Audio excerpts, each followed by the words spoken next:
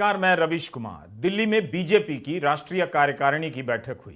प्रधानमंत्री मोदी ने कहा कि समाज का भरोसा जीतने के लिए कार्यकर्ता काम करें, वोट की चिंता ना करें।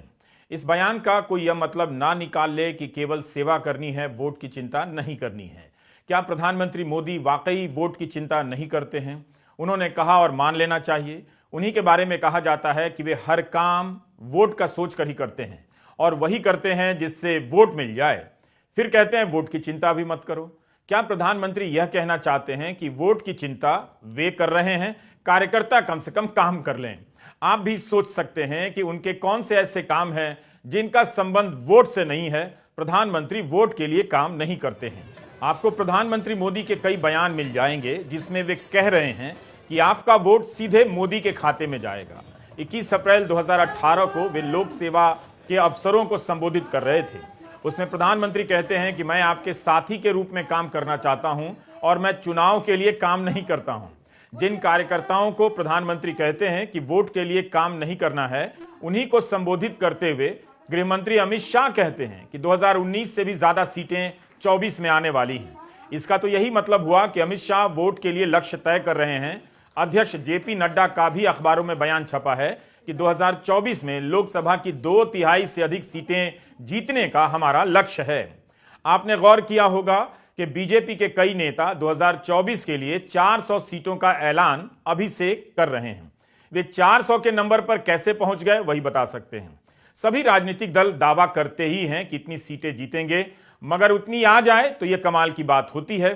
पहले पुराना रिकॉर्ड देख लीजिए। 2018 के साल में बीजेपी के नेताओं ने कहना शुरू कर दिया कि बीजेपी को 300 से अधिक सीटें आएंगी। कुछ बयानों में एनडीए को भी 300 से अधिक सीटें मिलने का दावा किया गया। जब नतीजे आए तो बीजेपी को 303 सीटें आ गईं। उस साल भी प्रधानमंत्री का एक बयान छपा है कि मैं वोट के लिए काम नहीं करता। क्या यह मतलब निकाला जाए कि जब भी प्रधानमंत्री कहें कि मैं वोट के लिए काम नहीं करता, तब वे वोट के लिए ही काम कर रहे होते हैं? इसलिए जब इस बार कहा जाने लगा कि वोट के लिए काम नहीं करना है और 400 सीटें आ जाएंगी, तब आप दोनों में से किस बयान को गंभीरता से लेंगे और किस बयान को हल्के से लेंगे, तय नहीं कर सकते। कई नेताओं के बयान मिल जाएंगे जो छपे भी हैं कि 24 में 400 से अधिक सीटें बीजेपी को आने वाली हैं। क्या इस बार 400 सीटें वाकई आने वाली हैं? ऐसा नहीं है कि बीजेपी ने अपने मिशन के लिए जब भी जितना तय किया उतने ही नंबर आ गए। कई चुनावों में हो चुका है कि बीजेपी हार भी गई है। जितनी सीटों का दावा किया करती थी उससे कम सीटें मिली। बंगाल विधानसभा चुनाव में अमित शाह ने कहा कि 200 से अधिक सीटें आएंगी, मगर आई 77। लेकिन इन सब के बाद भी बीजेपी के नेता चुनाव आते ही फिर से सीटों की संख्या को लेकर दावा करने लग जाते हैं और दूसरे दल भी करते हैं। ऐसा करना बिल्कुल गलत भी नहीं है, मगर वोट के लिए काम न करने की बात एक हद के बाद जचती नहीं है। जनता तो आखिर वोट ही देने जाती है। आदरणीय प्रधानमंत्री जी ने एक प्रकार से यह बताया कि भारतीय जनता पार्टी अब केवल राजनीतिक आंदोलन भर नहीं है, तो उसका रूपांतरण एक सामाजिक आंदोलन में हुआ है, जो समाज के सामाजिक आर्थिक परिवर्तन के लिए काम करने वाला, कार्य करने वाला उपकरण इस रूप से आज कार्य कर रही है। और उसी अनुरूप हमारे कार्यकर्ताओं ने भी काम करना चाहिए। कई अखबारों में एजेंसी के हवाले से प्रधानमंत्री का यह भी बयान छपा है कि भाजपा अब केवल राजनीतिक आंदोलन नहीं है, सामाजिक आर्थिक हालात बदलने का आंदोलन भी है। सवाल है कि सामाजिक आर्थिक हालात बदलने का यह कौन सा आंदोलन है कि 8 साल सरकार चलाने के बाद भी भारत के 80 करोड़ लोग मुफ्त अनाज पर निर्भर हो गए हैं। खुद प्रधानमंत्री का बयान है, हर राजनीतिक दल का लक्ष्य होता है कि हाशिए के लोगों को मुख्य धारा में लाएंगे, लेकिन यहां तो मुख्य धारा ही उन लोगों की है जो अनाज खरीदकर नहीं खा सकते। 80 करोड़ तो छोटी संख्या नहीं होती, इसे हाशिया भी नहीं कह सकते। अगर कोई सामाजिक आर्थिक हालात बदलने का आंदोलन चल रहा है, तब जनता आर्थिक रूप से सक्षम क्यों नहीं हो पा रही है? क्योंकि 1% लोग ही अमीर होते जा रहे हैं। आर्थिक असमानता क्यों बढ़ती जा रही है? उदाहरण के तौर पर शहरों में डिलीवरी बॉय का काम ही एक बड़ा और मुख्य रोजगार होता जा रहा है। हमारे नौजवान कितना काम कर रहे हैं, वो भी बहुत कम पैसे में, दिन रात काम करते हैं। क्या इतनी कम कमाई में वे सामाजिक और आर्थिक हालात बदल रहे हैं? और यह किस आर्थिक आंदोलन का हिस्सा है कि बीजेपी के विधायक का नाम कमीशन खोरी में आ जाए और पार्टी कुछ कहे भी नहीं।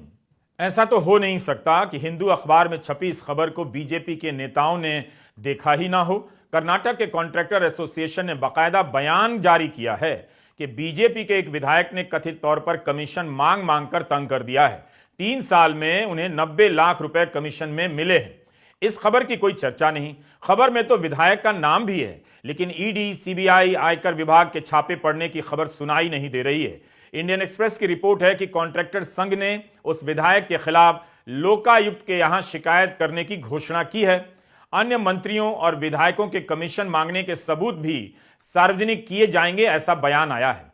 तो क्या यह माना जाए कि इनके कथित रूप से कमीशन लेने की सच्चाई तभी सामने आएगी जब ये बीजेपी छोड़कर विपक्षी दलों में जाएंगे, या इतना काफी नहीं है कि बीजेपी सामाजिक आर्थिक आंदोलन छोड़ दे और कथित रूप से कमीशन लेने वाले अपने विधायकों के खिलाफ राजनीतिक आंदोलन चला दे? कर्नाटक में कथित रूप से 40% कमीशन खोरी के आरोप लगे हैं। ठेकेदारों ने ही लगा दिए। क्या यह भी किसी सामाजिक आर्थिक आंदोलन का नतीजा है? प्रधानमंत्री कहते हैं कि बीजेपी राजनीतिक नहीं है, वोट की चिंता नहीं करनी है। फिर अमित शाह कहते हैं कि 24 में 19 से ज्यादा जनादेश आने वाला है।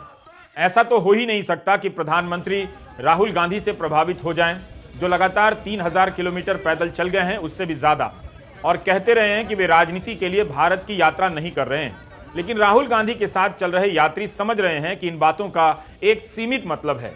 राहुल गांधी से भी पूछा जाना चाहिए कि 24 के चुनावों से 1 साल पहले इतनी लंबी पदयात्रा को आध्यात्मिक क्यों बता रहे हैं, और प्रधानमंत्री से भी पूछना चाहिए कि वे क्यों कह रहे हैं कि बीजेपी अब राजनीतिक नहीं सामाजिक आर्थिक आंदोलन है। यह कब से हो गया और इस आंदोलन के तहत बीजेपी क्या नया कर रही है? यही सवाल कांग्रेस से भी है कि आध्यात्म के रास्ते पर चलकर वह कितना बदल गई है। क्या बीजेपी और कांग्रेस चुनाव नहीं लड़ेंगी, या चुनाव अब आध्यात्मिक हो जाएंगे? राजनीतिक दल अपनी ताकत जनशक्ति से प्राप्त करते हैं, फिर आध्यात्मिक शक्ति की क्यों जरूरत पड़ रही है? आध्यात्म में कोई समस्या नहीं है, वो बहुत अच्छी चीज है, लेकिन सवाल है कि सत्ता की राजनीति क्या सत्ता का मुंह छोड़ने जा रही है? अगर पार्टियां चुनाव लड़ेंगी तो वोट के लिए ही लड़ेंगी, कैसे राजनीति नहीं करेंगी? जरा कागज पर 100 शब्दों में लिखकर आप भी दिखाइए, और आप नहीं लिख सकते तो इन दलों के नेताओं से कहिए कि लिखकर बताइए कि कैसे आप राजनीति नहीं करेंगे, वोट के लिए राजनीति नहीं करेंगे। जहां तक भगवान के चरणों में आता हूं, मैं कभी कुछ मांगता नहीं। तो आपने जीत की कामना नहीं की यहाँ पर? मैं कुछ नहीं मांगता पुजारी जी कह रहे थे और मांगने की प्रवृत्ति से मैं सहमत भी नहीं, क्योंकि उसने तो आपको मांगने योग्य नहीं बनाया, देने योग्य बनाया। और ऐसी जगह पे जाकर के ईश्वर ने देने योग्य उसको जो क्षमता दी वो उसने समाज देवता को देनी चाहिए। और समाज देवता, अध्यात्म देवता, उसका मिलन निरंतर बना रहता है। एक बात मुझे बहुत गहराई से समझ आ गई है कि ये जो लड़ाई है ये एक्चुअली राजनीतिक लड़ाई नहीं है। सुपरफिशियली ये राजनीतिक लड़ाई है। जब हम बीएसपी से लड़ते हैं या टीआरएस से हमारा चुनाव होता है तो वो राजनीतिक लड़ाई होती है। मगर अब देश में एक चेंज आ गया है। जब से आरएसएस ने इस देश के जो इंस्टीट्यूशंस हैं उनको पकड़ा है, उस दिन से ये लड़ाई राजनीतिक नहीं रही। इसका ये अब दूसरी लड़ाई हो गई है। उसको आप विचारधारा की लड़ाई कह दीजिए, उसको आप धर्म की लड़ाई कह दीजिए, उसको आप कोई भी फ्रेमवर्क दे सकते हैं, मगर वो राजनीतिक लड़ाई नहीं है। कहीं ऐसा तो नहीं कि अब आध्यात्म को लेकर राजनीति होने वाली है? सबसे बड़ा आध्यात्मिक कौन है? क्या वोट के लिए काम करना गलत बात है, राजनीति गलत बात है? राजनीतिक दल क्यों कह रहे हैं कि वोट के लिए काम नहीं करेंगे, सेवा करेंगे? जनता उन्हें वादों को पूरा करने के लिए और प्रशासन को बेहतर बनाने के लिए वोट करती है। क्या सामाजिक आर्थिक आंदोलन या आध्यात्म का असर प्रशासन पर भी पड़ रहा है? कहीं ऐसा तो नहीं कि राजनीतिक दल अपनी विश्वसनीयता को लेकर चिंतित हैं। जनता समझ गई है कि जब आते हैं वोट के लिए ही आते हैं और होता कुछ खास नहीं, इसलिए वोट के लिए राजनीति नहीं करते हैं का जुमला चलाया जा रहा है। यह भी सोचिए कि अगर सभी दल आध्यात्मिक हो गए तब तो फिर सरकार भी आध्यात्मिक हो जाएगी। फिर फर्जी केस में फंसाने का काम क्यों किया जाएगा? सरकार से सवाल करने वालों पर यूएपीए लगाकर महीनों में जेल में डाल देना, क्या यह भी किसी सामाजिक, आर्थिक या आध्यात्मिक आंदोलन का हिस्सा है? अमित शाह का एक पुराना बयान है। कोलकाता में अपनी पार्टी के सोशल मीडिया कार्यकर्ताओं को मंच से समझा रहे थे कि व्हाट्सएप ग्रुप में कुछ हंसाने वाला, कुछ डराने वाला मैसेज डालो। कैरिकेचर, कार्टून, एनिमेशन वीडियो, हंसाने वाली चीजें, थोड़ी डराने वाली भी चीजें, ये सभी इकट्ठा कर अंदर डालनी चाहिए। क्या डराना भी सामाजिक आर्थिक आंदोलन का हिस्सा है? एक बात समझ लीजिए, भारत की राजनीति में आध्यात्म नहीं आ सकता। जब नेता कहने लगे तब इतनी आसानी से यकीन मत कर लीजिए। अगर आध्यात्म आ जाए तो राजनीतिक दलों को हजारों करोड़ रुपए के चंदे की जरूरत ही नहीं पड़ेगी, वे आपके घर आकर पैसा लौटा जाएंगे। फिर तो बीजेपी को अपना चंदा गरीबों में बांट देना चाहिए। कई बार होता है कि पावर में रहते रहते लगने लगता है कि यह सब इसलिए है कि कोई आध्यात्मिक शक्ति उनके पीछे है, मगर नेता आध्यात्मिक हो गए यह मानने से पहले अपनी राजनीतिक समझ चेक कर लीजिएगा। अब यह मत कह दीजिएगा कि पंजाब कांग्रेस के नेता मनप्रीत बादल सामाजिक आर्थिक आंदोलन के तहत बीजेपी में शामिल हो गए हैं।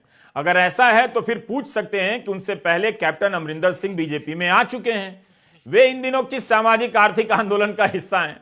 पंजाब कांग्रेस के पूर्व अध्यक्ष सुनील जाखड़ भी बीजेपी में आ गए हैं।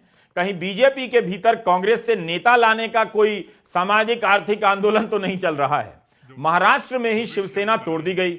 शिवसेना से अलग हुए दल को बीजेपी सपोर्ट कर देती है, सरकार में आ जाती है। क्या यह भी किसी सामाजिक आर्थिक आंदोलन का हिस्सा था? अजीब दौर है। कहीं ऐसा ना हो कि आप बेरोजगारी, महंगाई, कम वेतन की नौकरी और खराब शिक्षा को लेकर सवाल पूछने गए और नेताजी ने कह दिया कि हम तो अब आध्यात्मिक हो गए हैं, राजनीतिक तो रहे नहीं। देश में अमृतकाल चल रहा है और सांसद जहरीली बातें कर रहे हैं। उसी तरह से जनता गरीबी की तरफ धकेले जा रही है और नेता आध्यात्मिक होने लगे हैं।